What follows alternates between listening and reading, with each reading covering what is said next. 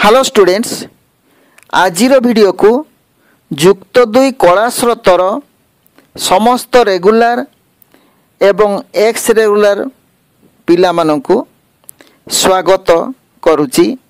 आजिर video रे आमे जुक्त दुई राजनीति विज्ञान रो एक दीर्घ उत्तरमूलक प्रश्न आलोचना करिबा। जो प्रश्नटा कि उभय रेगुलर एवं एक्स रेगुलर पिलांक पई एक संभावित प्रश्न अटे एवं आसंता 2021 मसीह यह आसबार संभावना अधिक। आमे आज भारत पाकिस्तान संपर्क विषय आलोचना करिबा किंबा 1947 मसीहा ठारू भारत और पाकिस्तान मध्य थिबा संपर्क विषय आलोचना करिबा। एही प्रश्नटी बहुत लंबा, तेणु या संक्षेप लेखा हम। संक्षेप लिखिले समस्त पॉइंट को लिखा संभव नुहे, ताकू पिला माने मध्य समस्त पॉइंट को परीक्षा लिखा संभव नुहे, सब पिला मन रखि पारिबेनी। तेणु या यथा संभव संक्षिप्त करा जायछि। जो गुड़िक निहाती दरकारी इम्पोर्टाट पॉइंट बा घटना ताकू उत्तर रे स्थान दिया जायछि एवं जो गुड़िक एते गुरुत्वपूर्ण नुहे सेपरी घटना को बाद दिया जायछि। तेणु संक्षेप रे लेखा जायछि एवं याकू टिके शॉर्ट कराइछि, संक्षिप्त रे लेखा आइछि। समस्त घटना को एथिरे वर्णना करा जायनि, किछि घटना को बाद दिया जायछि। तेणु ताकू माने रखी प्रश्नटिर उत्तरटी को रेडी हेबे। परीक्षा पूर्व प्रैक्टिस करी परीक्षा पई संपूर्ण रेडी की रहिबे। जेबे ही परीक्षा हबो परीक्षा रे भलो मार्क्स रहिबो। ओके, भारत और पाकिस्तान मध्य संपर्क 1947 मसीह पाकिस्तान एक नूतन राष्ट्र भाव परिगणित हैला। उभय भारत और पाकिस्तान ब्रिटिश भारतर अंशविशेष थिले। सेमाने प्राय एक समय 1947 मसीहा अगस्ट मासरे स्वाधीन हेले। दुई देश मध्य अनेक सांस्कृतिक सादृश्य अच्छी, विशेषतः भाषा और संगीत रे। सेमानकर अर्थनीति परस्पर परिपूरक। भौगोलिक दृष्टि सेमाने गोटिए अंचल और उभय दक्षिण एशिया आंचलिक सहयोग संघर प्रभावशाली सभ्य। तथापि ए दुई देश मध्य जन्मठारु शत्रुता लगी रही। भारत विभाजन परे परे दुई देश मध्य शरणार्थी पुनर्वसति व्यवस्था देश जेतले दुई भाग हो गला, शरणार्थी मानकर समस्या सृष्टि है।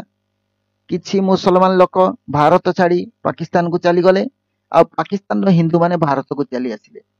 तेणु देश मध्य शरणार्थी पुनर्वसति व्यवस्था, काश्मीर प्रसंग और ब्रिटिश शासक माने छाड़ी जाइतिबा स्वल्प आर्थिक संबल प्रसंग को नहीं मनमालिन्य सृष्टि होइतिला। ताले समस्या हला को शरणार्थी पुनर्वसति व्यवस्था, काश्मीर प्रसंग और ब्रिटिश शासक माने छाड़ी जाइतिबा स्वल्प आर्थिक संबल प्रसंग को नहीं मनमालिन्य होइतिला। एइटा 1947 मसीहा समय कथा। ताले 1947 मसीहा भारत सहित काश्मीर मिश्रण प्रक्रिया को पाकिस्तान विरोध करी युद्धर आह्वान देतिला। 47 मसीहा जेतले काश्मीर भारत रे मिसीगला, एहाकू पाकिस्तान विरोध करी युद्धर आह्वान देतिला। काश्मीर रे निजर स्थिति को जाहिर करिया पई पाकिस्तान सीटर सदस्य हेबा सहित युक्तराष्ट्र अमेरिका और चीन सहित संपर्क स्थापन कला। ताले काश्मीर निजर स्थिति को जाहिर करिया पई पाकिस्तान सीटर सदस्य हेबा सहित अमेरिका और चीन सहित संपर्क स्थापन कला। काश्मीर प्रसंग नहीं 1965 मसीह भारत और पाकिस्तान मध्य युद्ध होइतिला। काश्मीर प्रसंग नहीं 1965 मसीह भारत और पाकिस्तान मध्य युद्ध होइतिला एवं सोवियत रूसर मध्यस्थतार युद्ध विरति पर तास्केंट ठारे 1966 मसीहार जानुआरी मास 10 तारिख दिन एक शांति चुक्ति स्वाक्षरित होइतिला। ताले रूस मध्यस्थतार युद्ध विरति पर तास्केंट ठारे 1966 मसीहार ଜାନୁଆରୀ ମାସ 10 ତାରିଖ ଦିନ ଏକ ଶାନ୍ତି ଚୁକ୍ତି ସ୍ୱାକ୍ଷରିତ ହୋଇଥିଲା। ତାପରେ 1971 ମସିହାରେ ଭାରତର ସହଯୋଗ ଫଳରେ ପାକିସ୍ତାନ ବାଂଲାଦେଶ ସୃଷ୍ଟି ହେବା ଫଳରେ 1971 ମସିହାରେ ଭାରତର ସହଯୋଗ ଫଳରେ ସ୍ୱାଧୀନ ବାଂଲାଦେଶ ସୃଷ୍ଟି ହେବା ଫଳରେ ପାକିସ୍ତାନ ଓ ଭାରତ ମଧ୍ୟରେ ଥିବା ପୂର୍ବର ତିକ୍ତତାକୁ ଅଧିକ ବଢ଼ାଇ ଦେଲା। ବାଂଲାଦେଶ ମୁକ୍ତିଯୁଦ୍ଧରେ ଭାରତ ସାହାଯ୍ୟ କରିଥିଲା ବାଂଲାଦେଶକୁ। ତେଣୁ 1971 ମସିହାରେ ହେଇଥିଲା। ଏହା ପାକିସ୍ତାନକୁ ଅଧିକ ତିକ୍ତତାକୁ ବଢ଼ାଇ ଦେଇଥିଲା। ତେଣୁ ପାକିସ୍ତାନ ଭାରତ ମଧ୍ୟରେ ଥିବା ପୂର୍ବର ତିକ୍ତତାକୁ ବଢ଼ାଇ ଦେଲା। ତାପରେ 1999 ମସିହାରେ ପାକିସ୍ତାନ କାଶ୍ମୀର ଉପତ୍ୟକାରେ ଜାମ୍ମୁ ଓ କାଶ୍ମୀର ମୁକ୍ତି ସଂଗଠନ JKLF ଭଳି ବିଚ୍ଛିନ୍ନତାବାଦୀ ସଂଗଠନମାନଙ୍କୁ ପୁଣି ଥରେ ସହାୟତା ଦେଇ ଭାରତରେ ଅସ୍ଥିରତା ସୃଷ୍ଟି କଲା। 1999 ମସିହାରେ ପାକିସ୍ତାନ କାଶ୍ମୀର ଉପତ୍ୟକାରେ ଜାମ୍ମୁ ଓ କାଶ୍ମୀର ମୁକ୍ତି ସଂଗଠନ ବା JKLF ଭଳି ବିଚ୍ଛିନ୍ନତାବାଦୀ ସଂଗଠନମାନଙ୍କୁ ପୁଣି ଥରେ ସହାୟତା ଦେଇ ଭାରତରେ ଅସ୍ଥିରତା ସୃଷ୍ଟି କଲା। 1998 ମସିହାରେ ଭାରତର ପୋଖରାନଠାରେ ଆଣବିକ ଶକ୍ତି ପରୀକ୍ଷଣ ବିରୋଧରେ ପାକିସ୍ତାନର ଚଘାଇ ପର୍ବତରେ ଆଣବିକ ଶକ୍ତି ପରୀକ୍ଷା ଉଭୟ ଦେଶର ସମ୍ପର୍କର ଅବନତି ଆଣିଥିଲା। 1998 ମସିହାରେ ଭାରତର ପୋଖରାନରେ ଆଣବିକ ଶକ୍ତି ପରୀକ୍ଷଣ, ଭାରତ ଯେତେବେଳେ ପୋଖରାନରେ ଆଣବିକ ଶକ୍ତି ପରୀକ୍ଷଣ କଲା, ଏହାର ବିରୋଧରେ ପାକିସ୍ତାନ ମଧ୍ୟ ଚଘାଇ ପର୍ବତରେ ଆଣବିକ ଶକ୍ତି ପରୀକ୍ଷା କରିଥିଲା। ଏହା ଉଭୟ ଦେଶର ସମ୍ପର୍କରେ ଅବନତି ଆଣିଥିଲା।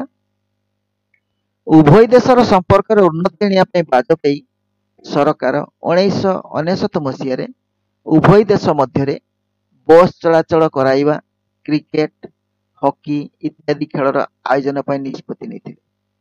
ତାହେଲେ ଉଭୟ ଦେଶର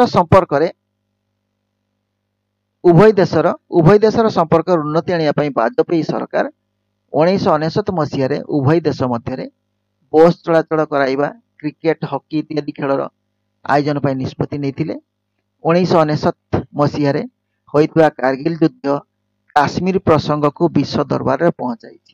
1999ରେ ହୋଇଥିଲା କାର୍ଗିଲ ଯୁଦ୍ଧ ଭାରତ ପାକିସ୍ତାନ ମଧ୍ୟରେ, ଆଉ ଏହା କାଶ୍ମୀର ପ୍ରସଙ୍ଗକୁ ବିଶ୍ୱ ଦରବାରରେ ପହଞ୍ଚାଇଛି।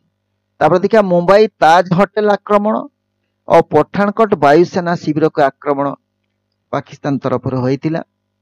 ଏହାକୁ ଭାରତ ତୀବ୍ର ନିନ୍ଦା କରିଥିଲା ଏବଂ ଏହା ଏକ ଆନ୍ତର୍ଜାତିକ ଆଲୋଚ୍ୟ ବିଷୟ ହୋଇଥିଲା। ଶାନ୍ତି ପ୍ରତିଷ୍ଠା ପାଇଁ ସମସ୍ତ ଉଦ୍ୟମ ସତ୍ତ୍ୱେ ଭାରତର ସଂସଦ ଭବନ, କାଶ୍ମୀର ରାଜ୍ୟ ବିଧାନସଭା ଉପରେ ଆକ୍ରମଣ ଭଳି ଆତଙ୍କବାଦୀ କାର୍ଯ୍ୟକଳାପ ପଛରେ ପାକିସ୍ତାନର ହାତ ରହିଥିବା ପ୍ରମାଣିତ ହୋଇଛି। ତାହେଲେ ଭାରତ ଶାନ୍ତି ପ୍ରତିଷ୍ଠା ପାଇଁ ଅନେକ ଚେଷ୍ଟା କରିଛି। ଶାନ୍ତି ପ୍ରତିଷ୍ଠା ପାଇଁ ସମସ୍ତ ଉଦ୍ୟମ ସତ୍ତ୍ୱେ ଭାରତର ସଂସଦ ଭବନ, କାଶ୍ମୀର ରାଜ୍ୟ ବିଧାନସଭା ଉପରେ ଆକ୍ରମଣ ଭଳି ଆତଙ୍କବାଦୀ କାର୍ଯ୍ୟକଳାପ ପଛରେ ପାକିସ୍ତାନର ହାତ ରହିଥିବା ପ୍ରମାଣିତ ହୋଇଛି। ପାକିସ୍ତାନ ମତରେ କାଶ୍ମୀର ହେଉଛି ମୁଖ୍ୟ ସମସ୍ୟା। କାଶ୍ମୀରଟାକୁ ଏକ ମୁଖ୍ୟ ସମସ୍ୟା ପାକିସ୍ତାନ ଦେଖୁଛି, କାହିଁକିନା ପାକିସ୍ତାନ ମୁସଲମାନ ବହୁଳ ରାଜ୍ୟ ଏବଂ ପାକିସ୍ତାନ ଚାହେଁ ତାକୁ ମିଶାଇ ନେବା ପାଇଁ ନିଜ ସହିତ। ପାକିସ୍ତାନ ମତରେ କାଶ୍ମୀର ହେଉଛି ମୁଖ୍ୟ ସମସ୍ୟା।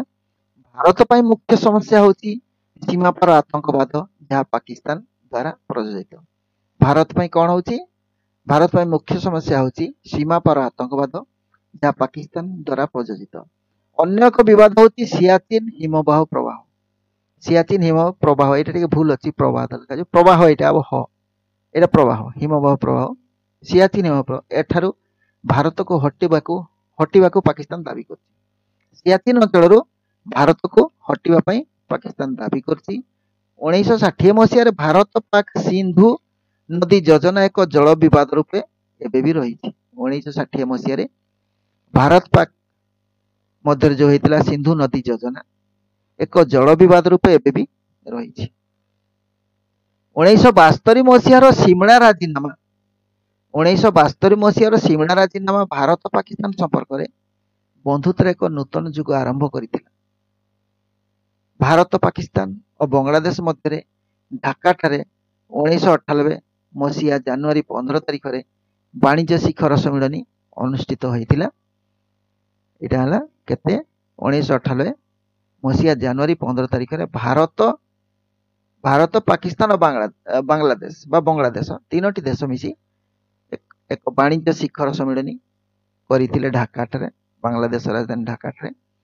2016 ମସିହା ସେପ୍ଟେମ୍ବର ମାସରେ ଅନୁପ୍ରବେଶକାରୀଙ୍କ ଦ୍ୱାରା କାଶ୍ମୀରର ଉରି ସେନା ଛାଉଣୀ ଉପରେ ଆକ୍ରମଣ ଘଟଣାରେ 17 ଜଣ ଭାରତୀୟ ସୈନ୍ୟ ଶହୀଦ ହୋଇଥିଲେ। ପରବର୍ତ୍ତୀ ସମୟରେ ପାକ୍ ଅଧିକୃତ କାଶ୍ମୀରର ଆତଙ୍କବାଦୀ ଶିବିର ଉପରେ ଭାରତ ସର୍ଜିକାଲ ଷ୍ଟ୍ରାଇକ୍ କରିଥିଲା। 2016 ମସିହା ସେପ୍ଟେମ୍ବର ମାସରେ ପାକିସ୍ତାନୀ ଅନୁପ୍ରବେଶକାରୀମାନେ କାଶ୍ମୀରର ଉରି ସେନା ଛାଉଣୀ ଉପରେ ଆକ୍ରମଣ କରି 17 ଜଣ ଭାରତୀୟ ସୈନ୍ୟଙ୍କୁ ଶହୀଦ କରିଥିଲେ। ପରବର୍ତ୍ତୀ ସମୟରେ ପାକ୍ ଅଧିକୃତ କାଶ୍ମୀରର ଆତଙ୍କବାଦୀ ଶିବିର ଉପରେ ଭାରତ ସର୍ଜିକାଲ ଷ୍ଟ୍ରାଇକ୍ ଆରମ୍ଭ କରିଦେଇଥିଲା। କେନ୍ଦ୍ରର ନରେନ୍ଦ୍ର ମୋଦି ସରକାର 31 ଅକ୍ଟୋବର 2019ରେ ଜାମ୍ମୁ କାଶ୍ମୀର ଓ ଲାଦାଖ ଅଞ୍ଚଳକୁ ଦୁଇଟି କେନ୍ଦ୍ରଶାସିତ ଅଞ୍ଚଳରେ ପରିଣତ କରି କାଶ୍ମୀର ପାଇଁ ଥିବା ଧାରା 370କୁ ଉଚ୍ଛେଦ କରି ସମଗ୍ର ଦେଶରେ ଥିବା ସମ୍ବିଧାନ ଆଇନକୁ ଜାମ୍ମୁ କାଶ୍ମୀରରେ ଲାଗୁ କରିଥିଲେ। କେନ୍ଦ୍ରର ନରେନ୍ଦ୍ର ମୋଦି ସରକାର 31 ଅକ୍ଟୋବର 2019ରେ ଜାମ୍ମୁ କାଶ୍ମୀର ଓ ଲାଦାଖ ଅଞ୍ଚଳକୁ ଦୁଇଟି କେନ୍ଦ୍ରଶାସିତ ଅଞ୍ଚଳରେ ପରିଣତ କରି କାଶ୍ମୀର ପାଇଁ ଥିବା ଧାରା 370କୁ ଉଚ୍ଛେଦ କରି ସମଗ୍ର ଦେଶରେ ଥିବା ସମ୍ବିଧାନ ଆଇନକୁ ଜାମ୍ମୁ କାଶ୍ମୀରରେ ଲାଗୁ କରିଥିଲେ। ଏହାକୁ ପାକିସ୍ତାନ ତୀବ୍ର ବିରୋଧ କରି ଆନ୍ତର୍ଜାତିକ ଚାପ ପ୍ରୟୋଗ ପାଇଁ ଉଦ୍ୟମ କରି ଅସଫଳ ହୋଇଥିଲା। ଏହାକୁ କୌଣସି ରାଷ୍ଟ୍ର ସହଯୋଗ କରିନଥିଲେ ପାକିସ୍ତାନକୁ ଏହି ମାମଲାରେ। ତାହେଲେ ଏହାକୁ ପାକିସ୍ତାନ ତୀବ୍ର ବିରୋଧ କରିଥିଲା। ତାହେଲେ କ'ଣ ସମ୍ବିଧାନ ଜାମ୍ମୁ କାଶ୍ମୀର ଯେତେବେଳେ ସମ୍ବିଧାନ ଲାଗୁ ହେଲା, ଜାମ୍ମୁ କାଶ୍ମୀରକୁ ଭାରତର ଅନ୍ୟ ଅଞ୍ଚଳରେ ଥିବା ଏକା ଆଇନ ସହିତ ଯୋଡ଼ି ଦିଆଗଲା। ଏହାକୁ ପାକିସ୍ତାନ ତୀବ୍ର ବିରୋଧ କରି ଆନ୍ତର୍ଜାତିକ ଚାପ ପ୍ରୟୋଗ କରିବା ପାଇଁ ଉଦ୍ୟମ କରି ଅସଫଳ ହୋଇଥିଲା। ଭାରତର ଶାନ୍ତି ପ୍ରକ୍ରିୟାକୁ ସର୍ବଦା ବିଫଳ କରି ପାକିସ୍ତାନ ଭାରତର ଅସ୍ଥିରତା ସୃଷ୍ଟି କରିବା ପାଇଁ ପ୍ରକ୍ରିୟା ଏବେ ବି ଜାରି ରହିଛି। ଭାରତର ଶାନ୍ତି ପ୍ରକ୍ରିୟାକୁ ସର୍ବଦା ବିଫଳ କରି ପାକିସ୍ତାନ ଭାରତରେ ଅସ୍ଥିରତା ସୃଷ୍ଟି କରିବା ପ୍ରକ୍ରିୟା ଏବେ ବି ଜାରି ରଖିଛି। ଓକେ, এই ହେଲା ଲଙ୍ଗ କ୍ୱେଶ୍ଚିନ୍। ଏହାକୁ ସଂକ୍ଷିପ୍ତରେ ଆଲୋଚନା କରାଗଲା। ଯଦି ଭିଡ଼ିଓଟି ଭଲ ଲାଗିଲା ଲାଇକ୍ ଟିକେ କରନ୍ତୁ ଏବଂ ଯେଉଁମାନେ ନୂଆ କରି ଆଜି ଭିଡ଼ିଓ ଦେଖୁଛନ୍ତି ସେମାନେ ଚ୍ୟାନେଲକୁ ସବସ୍କ୍ରାଇବ୍ କରନ୍ତୁ ଏବଂ ବେଲ୍ ଆଇକନ୍ କ୍ଲିକ୍ କରନ୍ତୁ, ଯେପରିକି ପରବର୍ତ୍ତୀ ଭିଡ଼ିଓ ନୋଟିଫିକେସନ୍ ତାଙ୍କ ପାଖକୁ ସବୁଠାରୁ ଆଗେ ପହଞ୍ଚିଯିବ। ଧନ୍ୟବାଦ। ଯେଉଁଠି ଥାନ୍ତି ଭଲରେ ଥାନ୍ତୁ, ସୁଖରେ ଥାନ୍ତୁ। Thanks for watching.